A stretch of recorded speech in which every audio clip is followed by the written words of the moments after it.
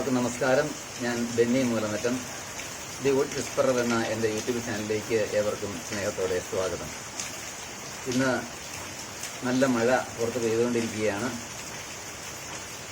മഴയായതുകൊണ്ടാണ് നമ്മളിന്ന് വീട്ടിൽ വെച്ച് തന്നെ ഇന്ന് ഷൂട്ട് ചെയ്യാനായിട്ട് തീരുമാനിച്ചത്. അപ്പോൾ കഴിഞ്ഞ വീഡിയോയിൽ നമ്മൾ മരരാജനായ തേക്ക് മരത്തെക്കുറിച്ചുള്ള വിശദമായ കാര്യങ്ങളാണ് ചർച്ച ചെയ്തത്. അതിൻ്റെ ഒരു തുടർച്ചയായിട്ടുള്ള ഒരു കാര്യങ്ങളാണ് നമ്മൾ ഇന്ന് സംസാരിക്കാനായിട്ട് പോകുന്നത്. അപ്പോൾ നമുക്കിന്ന് നേരിട്ട് വീഡിയോയിലേക്ക് പോകാം. തേക്കിൻ്റെ ക്വാളിറ്റിയെ സംബന്ധിച്ചുള്ള കാര്യങ്ങളാണ് നാം കഴിഞ്ഞ വീഡിയോയിൽ ചർച്ച ചെയ്തുകൊണ്ടിരുന്നത്. തേക്ക് തടിക്ക് കമ്പുകൾ വളരെയധികം കുറവായിരിക്കും. തായ്തടിക്ക് വളരെയധികം കമ്പുകൾ കുറവാണ്. തേക്കിൻ്റെ തലപ്പത്ത് മാത്രമേ സാധാരണഗതിയിൽ കമ്പുകൾ കാണുകയുള്ളൂ. അതുകൊണ്ട് തന്നെ കമ്പുകൾ മൂലമുണ്ടാകാവുന്ന കേടുകൾ തേക്കിനെ സംബന്ധിച്ചിടത്തോളം വളരെ കുറവായിരിക്കും. അതുപോലെ തന്നെ വയറുകേട്, പൊട്ടൽ മുതലായവ തേക്ക് തടിയെ സംബന്ധിച്ചിടത്തോളം വളരെയധികം കുറവായിരിക്കും. ഇതിൻ്റെ ഡ്യൂറബിലിറ്റിയെ സംബന്ധിച്ച് പറയുകയാണെങ്കിൽ ചിതൽ, കുമിൾ മുതലായവയുടെ ഉപദ്രവം സാധാരണഗതിയിൽ തേക്കിന് ഉണ്ടാവുകയില്ല.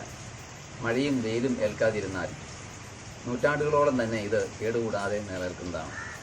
അതുകൂടാതെ വെള്ളത്തിനടിയിലും വെള്ളവുമായി നിത്യസമ്പർക്കത്തിലും തേക്കിന് വർഷങ്ങളോളം കഴിയുവാനായിട്ട് സാധിക്കും. അതിന് പ്രത്യേകമായിട്ടുള്ള കെമിക്കൽ പ്രോസസ്സിംഗ് ഒന്നും നാം ചെയ്യേണ്ടതായിട്ടുള്ള യാതൊരു ആവശ്യവുമില്ല. തേക്ക് തടിയിൽ സ്വാഭാവികമായി ഉള്ള ആ എണ്ണയാണ് ഇതിന് സംരക്ഷണം നൽകുന്നത്. സൂര്യൻ അസ്തമിക്കാത്ത ബ്രിട്ടീഷ് സാമ്രാജ്യത്തെ ഒരു അതുല്യ ശക്തിയായി നിലനിർത്തിയിരുന്നത് അവരുടെ കപ്പൽപ്പടയായിരുന്നു. അന്താരാഷ്ട്ര ചരക്കുകടത്തിൽ നിന്ന് അന്ന് കപ്പലുകളായിരുന്നു പ്രധാനമായിട്ടും ഉപയോഗിച്ചിരുന്നത്. ബ്രിട്ടീഷുകാർക്ക് ബോംബെയിൽ ഒരു ഡോക്യാർഡ് ഉണ്ടായിരുന്നു.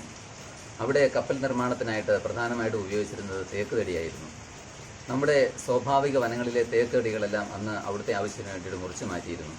ഏകദേശം 3000 ക്യൂബിക് മീറ്ററോളം തടി അന്ന് അവിടെ ഒരു വർഷം ആവശ്യമായിരുന്നു.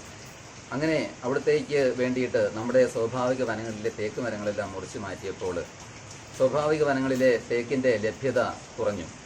ഈ സാഹചര്യത്തിൽ അന്നത്തെ മലബാർ കളക്ടറായിരുന്ന കണ്ണോളി വളരെയധികം ദീർഘദൃഷ്ടിയോടുകൂടി തേക്കിൻ തോട്ടം എന്ന ആശയത്തിന് രൂപം നൽകി. അന്ന് അദ്ദേഹത്തിൻ്റെ ആ ചിന്താമണ്ഡലത്തിൽ ഉരുത്തിരിഞ്ഞ ആ ആശയത്തിൻ്റെ ഫലമായിട്ടാണ് ഇന്ന് നമ്മുടെ കേരളത്തിൽ അങ്ങോളം ഇങ്ങോളം കാണുന്ന തേക്ക് തോട്ടങ്ങൾ അല്ലെങ്കിൽ തേക്ക് ഗ്രൂപ്പുകൾ രൂപമെടുത്തത്. ഒരു നിക്ഷേപം എന്ന നിലയിൽ നമുക്ക് ചെയ്യാൻ കഴിയുന്ന ഏറ്റവും നല്ലൊരു കൃഷിയാണ് തേക്ക് കൃഷി എന്ന് പറയുന്നത്. നിക്ഷേപം എന്ന് പറയാൻ കാരണം തേക്ക് കൃഷി നമുക്ക് ഡെയിലി ആദായം കിട്ടുന്ന ഒരു കൃഷിയല്ല. അതൊരു ദീർഘകാല നിക്ഷേപം എന്ന രീതിയിൽ മാത്രമേ നമുക്ക് ചെയ്യാനായിട്ട് സാധിക്കുകയുള്ളൂ. കാരണം ഒരു 30 വർഷമെങ്കിലും കാത്തിരിക്കേണ്ടി വരും അതിൽ നിന്ന് നമുക്ക് ആദായം ലഭിക്കാനായിട്ട്.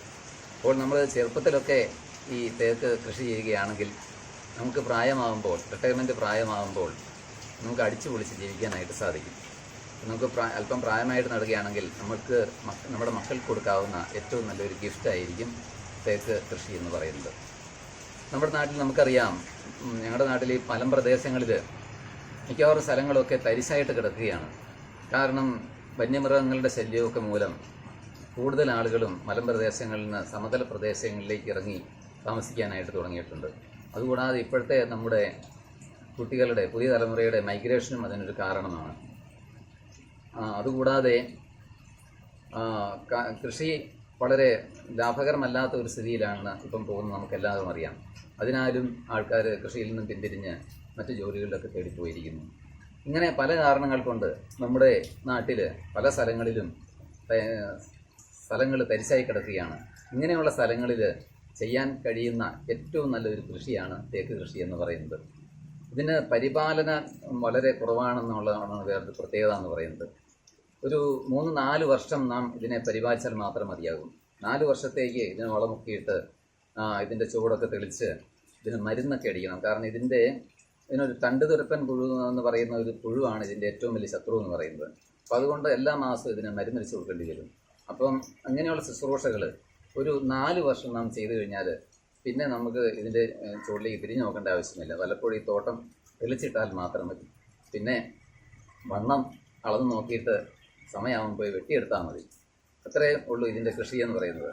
അപ്പോൾ നമ്മുടെ നാട്ടിൽ തീർച്ചയായിട്ടും ഈ തരിശ് നിലങ്ങളിൽ ചെയ്യാൻ പറ്റുന്ന ഏറ്റവും നല്ലൊരു കൃഷിയാണ് തേക്ക് കൃഷി എന്ന് പറയുന്നത്. നമ്മുടെ പ്രകൃതിക്കും അത് വളരെയധികം ഗുണകരമാണ്.